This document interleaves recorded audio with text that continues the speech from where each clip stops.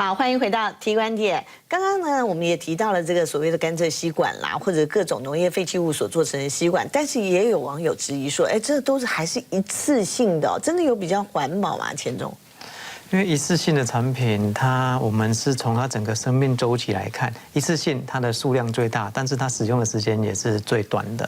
所以我们在看一个产品的时候，我们并不是看这个产品的本身，我们会去看说这个产品它前端的材料跟中间的制成，跟使用完之后，它是如何是处理它。那它整个生命周期所产生的碳排放量，我们是来做这些考虑。这样，在美国，其实他们回收这一种可以生物分解、可掩埋的材料，已经是非常完善的一个系统了。他们在户外的垃圾桶，他们就有针对厨余跟这种可以自然分解的材料，他们是同一个垃圾桶。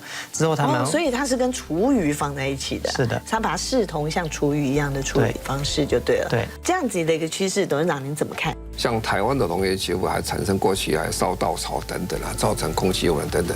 那不是只有台湾而已，在全世界都相同。对。那现在全世界是把这些生质的这些材料，不但有些可以去做这个燃油以外，它还可以做其他的，比如说做桌椅等等啊。那现在这个吸管是其中一项，现在用的比较快、比较方式。那其他各方面都在做使用。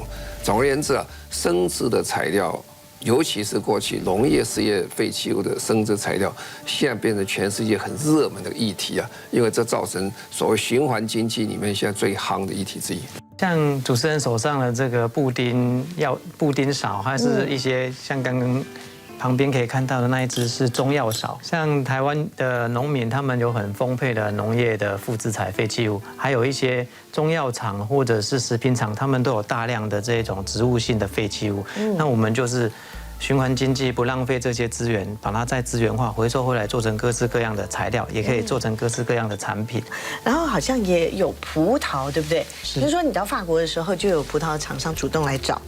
就是说，希望能够把它做成更多的运用，是这样子吗？是因为法国它葡萄渣是当地很多的一个废弃物，其实他们的葡萄渣会去做酵素。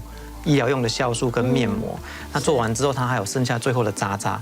他希望我们可以来，已经都做完那些东西以后的渣渣，对，还是不放过，就可以继续用。哎，是的，因为只要这个产品它有更多的用途，还是说它有更高的经济价值，我们就建议他先去使用，使用了到最后面他们认为是没有价值的废弃物再丢给我们。哇，那我们就把那做完面膜、做完酵素的那一些葡萄渣，我们去把它做成材料，做成他们大学教室里面可以用的课桌椅，连课桌椅都可以，端盘之类的，对。也太厉害了吧！还有什么不能做的？还有你看，像那个杯子啦、碗，全部都是吗？像这个是，乍看以为是纸杯啊，这个纸杯是甘蔗渣，纯甘蔗渣去做的。它也不是一般的纸杯。对，它是甘蔗渣去做的。像普通的我们在使用的一般纸杯，它里面这一层 coating 的都是 PET， 就是普通塑胶的膜类。没错，那也是最被诟病的一件事情。对，所以整个其实它是不容易回收的。没错。那像我们这种纸杯，它里面 coating 的就是 PLA 的材质。所以它整个纸杯是可以拿去堆肥做掩埋，它可以自然分解掉。防热吗？就是如果是热饮，恐怕就不行吧？热饮可以，因为它是靠纸杯去撑住它的。所以它是可以装热咖啡的。是可以装热饮可以哦。对。这个就厉害了。那这个杯盖，因为吸管的用量永远比不上杯盖，因为每一杯咖啡它都必须有一个杯盖。是。所以我们可以预期到说下一个世代，它要禁止的就是杯盖，所以我们就是先开发出这种可以自然分解的杯盖，然后使用农业废弃物。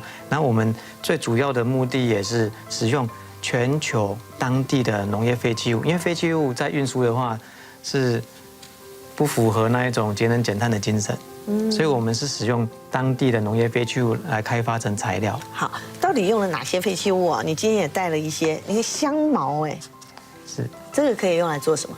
这个香茅是我们台湾3亿的一个香茅的精油炼制厂，是他们炼制完之后，他们香茅对他们来说是一个很庞大的一个废弃物。那他们也联络我们说，那他们的香茅这些香茅稻草还可以做哪些运用，所以我们就取回之后，我们再做成一些材料。我们想说把它运用在一些户外小朋友用的一些椅子，或者是户外公园的一些用品之类的。因为香茅它本身它的香味就会驱虫，会驱蚊。哎，安内北拜哈，听起来蛮好的，一兼理国呢。那快木也是，快木它是三立我们的手工艺品店非常的多。对啊。那他们雕刻完剩下的快木，他们会先拿去炼精油，炼完精油那些渣渣也是他们是希望说这些渣渣也不要浪费，所以就提供给我们看能做成什么材料。那快木我们有发现一个非常好的特色，就是快木它不管怎么样潮湿，然后在没有太阳的环境下，它都不会发霉。哦，对，所以这个材料它的特性就是它不会发霉，所以我们运用这个特性来做出，应用在不可以发霉的场所使用的产品，这样。比如说什么？比如说在我们的仓库里面有一些砧板之类的，砧板它不是回收的塑胶，就是要砍木头嘛。那我们把这些快木的渣渣来做成砧板，它在仓库比较阴湿的仓库里面储存的时候，它并不会发霉，或者是一些容器。好，那我们要再度的提醒大家，现在大家要选购很多的环保吸管的过程当中哦，其实各种材质其实还是有它的局限跟优缺点了。我们这里把它稍微列出来，是不是请董事长帮我们盘点一下？不锈钢，其实很多人就说，清洗上面可能是一大难题，对不对？这8项啊，其实讲起来，如果通规讲起来，我们大概吸管对人类功用是这样。短期内吸管不可能被取代，不管大家怎么倡议说不要用吸管，吸管的确非常的方便，第二，吸管的价值很低啊，所以回收的几率不高，对，所以再使用机会是有可能，那就是钢管来做啊。如果去掉这些不回收的话，那看起来，我看未来将来比较能够生存的，大概是生物的方向比较可能，像这不锈钢。不锈钢其实不是挺方便啊，它不方便原因在这里，你要清洗啊，清洗那个细的那个就很不方便洗，就是洗几次你可能就把它丢掉，然后你要回收也不是真正方便哈，所以这个钢管不是挺好，这个纯钛当然一样的是效果是相同，玻璃大家是比较担心有一点危险的，有时候比较容易撞到碎掉、破掉，产生伤害。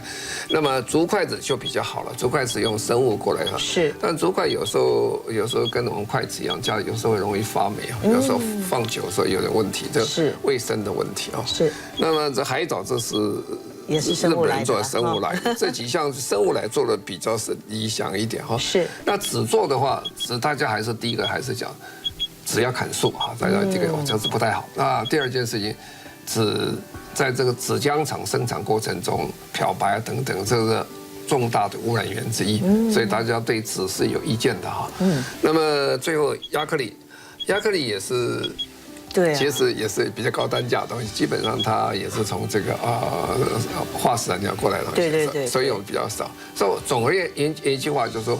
我们如果要将来要保持这样用吸管的生活乐趣保留在的话，可能就是我们千中他现在所发展这一套，利用生物的生质的材料来做，像刚才摆的这一排说，可能是未来最大的一个希望。那我是觉得台湾刚好站在这个立场上，因为我们台湾是很有名的。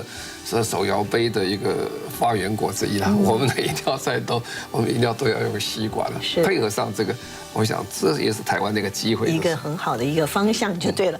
其实不是只有台湾在做，我们来看一下包括了西雅图他们7月1号开始也全面禁用不可分解的吸管了。像英国的话，最快2020年4月开始也要全面禁售塑胶吸管，所以这是全球的一个趋势台湾的切入点应该是什么？方向应该是什么？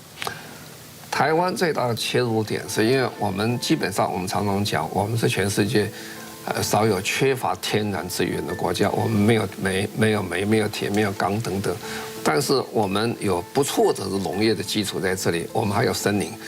那么加上这些，我们如果能够把它仔细的去把研究发展出来后，以台湾为基地发展到全球，因为是全球现在最大困难之一，就是怎么样处理这些农业事业废弃物。那我想我们站到这个制高点上，配合上我们现有的技术，我想这个台湾是非常有前途的。而且钱钟的团队多多努力，加油！其实哈，我们台湾的环保餐具早就已经打入国际市场了，甚至包括了星巴克啦，还有美国的苹果总部都爱用哦。详细报道我们马上回来。